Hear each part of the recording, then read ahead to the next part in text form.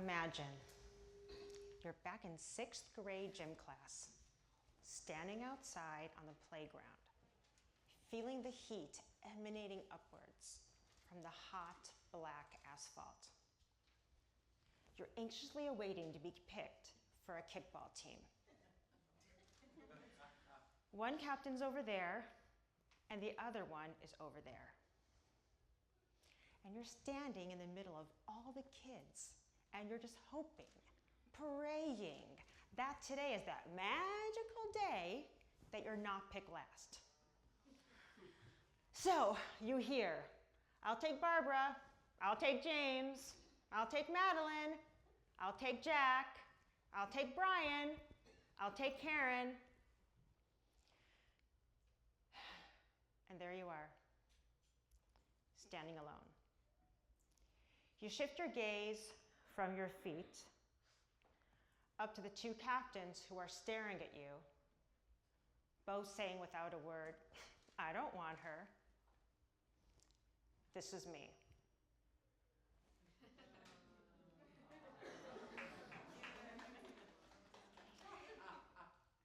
Day after day, week after week, this was me.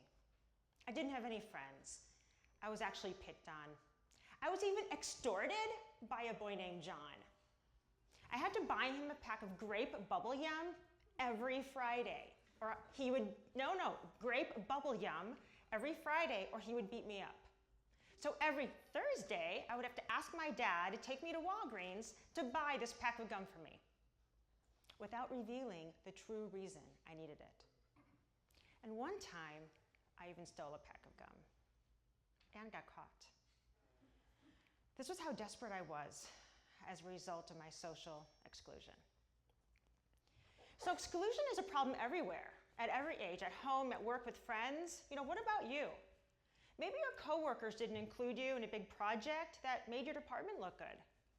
Or maybe in meetings you feel like what you say doesn't count, doesn't matter, like you're invisible. Or maybe you've been living with your same-sex partner for 20 years and your family pretends like your relationship doesn't exist, like it doesn't count. Exclusion is an invisible disease. So there's one definition of exclusion that I really like: the blocking of an entrance. So anyone feeling excluded is silently yelling, "Let me in!" I would like you to think about a time when you felt excluded. What words come to mind? Awful, lonely, sad, mad, unhappy, miserable, depressed? So what was it that made you feel that way? Was it somebody's actions, words, or maybe just how you felt in your environment? So what I would like for you is to understand how you make people feel every single day. And I would like you to possess the mindset and some ideas in creating a culture of inclusion for people in your world. So there are delusions that occur when trying to be more inclusive. And by delusions, I'm referring to like a mistaken idea or belief. So there's something that I call the delusional loop. So the first delusion in this loop is everyone has to love everybody. We don't.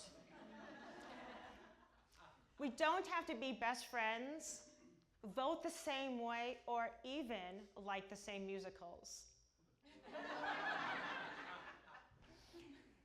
We should not swallow feelings of dislike and conflict, and instead we should honor each other by laughing, singing, crying, yelling, and maybe even screaming with each other without destroying one another.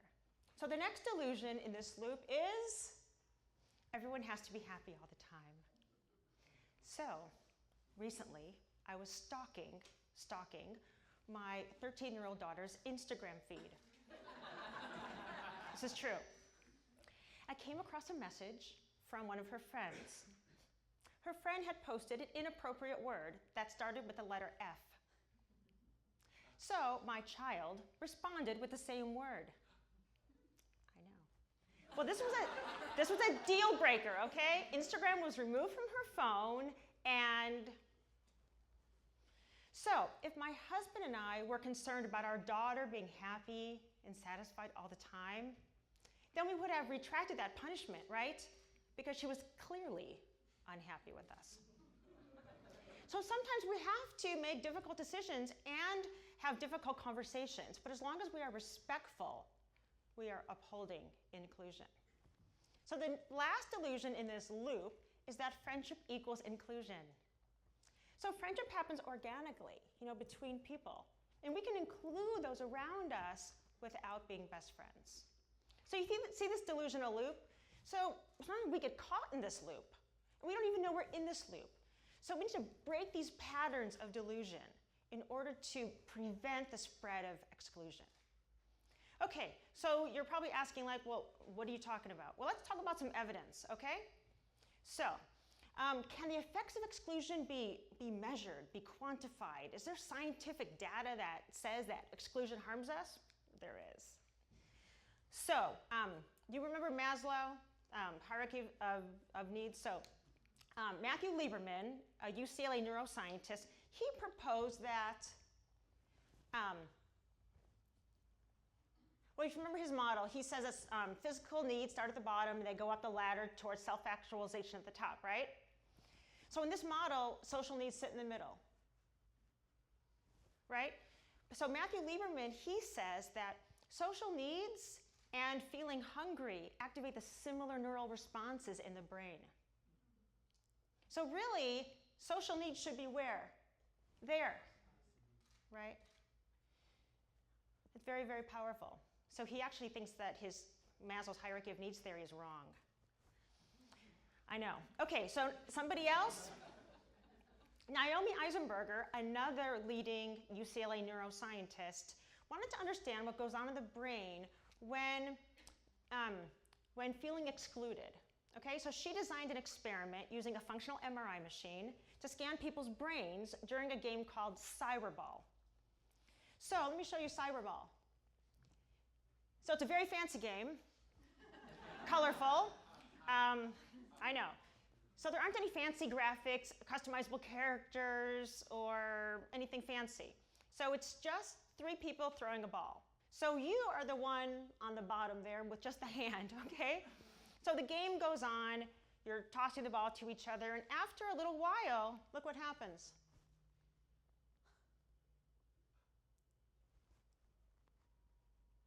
Thank you. So after a while, you become isolated. The other 2 users stop throwing you the ball, and you become isolated. So remember, the functional MRI machine is scanning the brains during this time. And what it shows is that in the brain, feeling rejected and feeling excluded activates the same part in the brain as feeling pain. So feeling pain and feeling rejected are similar. So it really says that social exclusion is painful.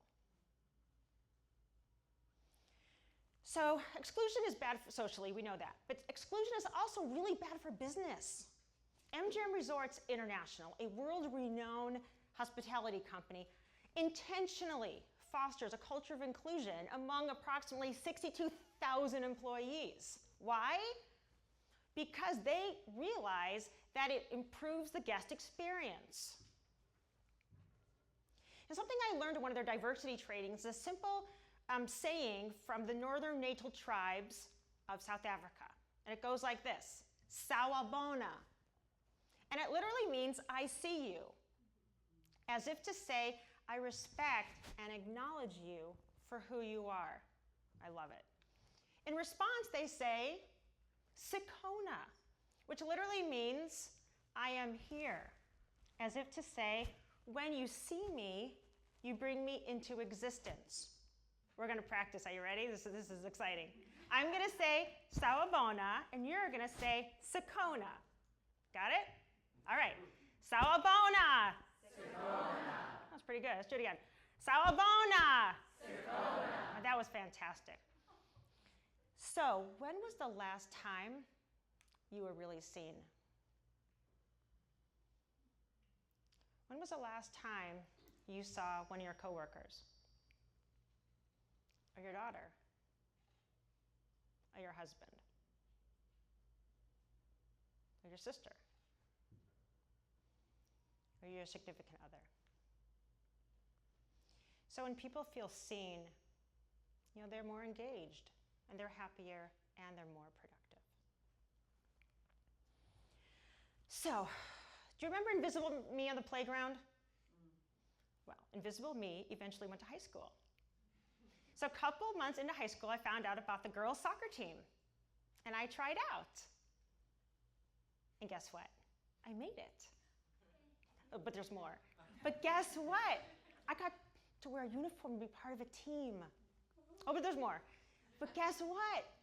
I didn't even care if I played. I just wanted to sit on the bench with the other girls and be seen and feel like I belonged. And guess what?